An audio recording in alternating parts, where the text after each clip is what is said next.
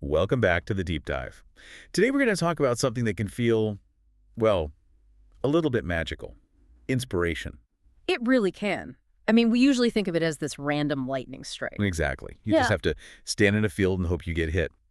But we're looking at this visual today, the secrets to true inspiration, and it argues the total opposite. It does. It says inspiration isn't magic at all. It's a system, a process you can build. And it visualizes it as a tree, which I love. You got the branches up top, which it calls the method. I'm mastering information. Yeah. But that whole part, the branches, it all depends on what's underneath, the roots, the foundation. So let's start with those branches, with the method.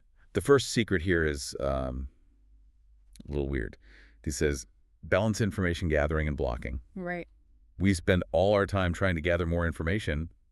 Why would we ever want to block it? Well, because we're just drowning in it.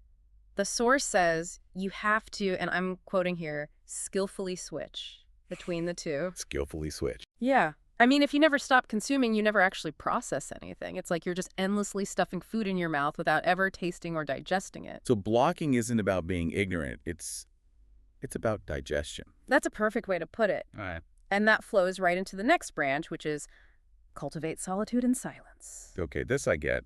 The visual even has a little light bulb glowing in a calm pool of water. Because the source claims great ideas are born in silence, not in all the noise. And it specifically says to avoid junk information. Junk information, so like mindless scrolling. Exactly that, or the 24-hour news cycle, anything that just fills the void without adding real value. The idea is to schedule time to have, well, nothing. To create a vacuum. Yes, if your brain is always busy processing what's coming in, it has zero bandwidth to make its own connections. Okay, so that's the method. It's gather, then block, then sit in silence. But I really want to dig into the roots, the foundation. This feels less like a hack and more like a way of life. It is. The first root is called a diligent life is your shield. And that feels like another contradiction. You know, we think of creatives as chaotic, messy, not diligent. I know, but the source argues that a disciplined, hardworking attitude is actually a defense mechanism. A defense against what, though? Against instability. Think about it. If your life is a total mess, you're late on bills, your health is bad, all your mental energy goes to putting out fires. So you have no energy left for actual creative work. None.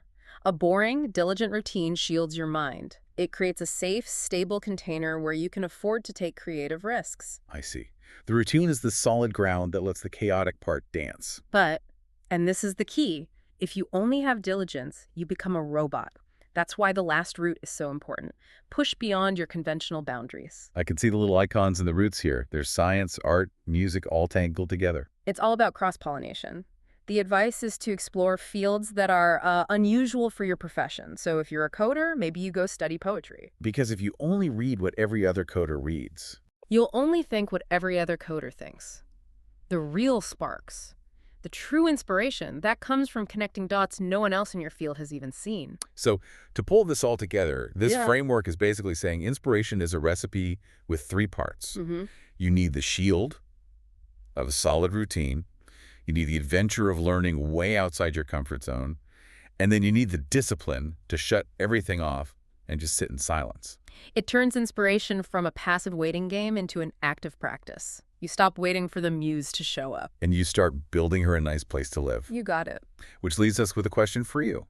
We talked about how ideas need that vacuum, that silence. So when was the last time you sat in true silence?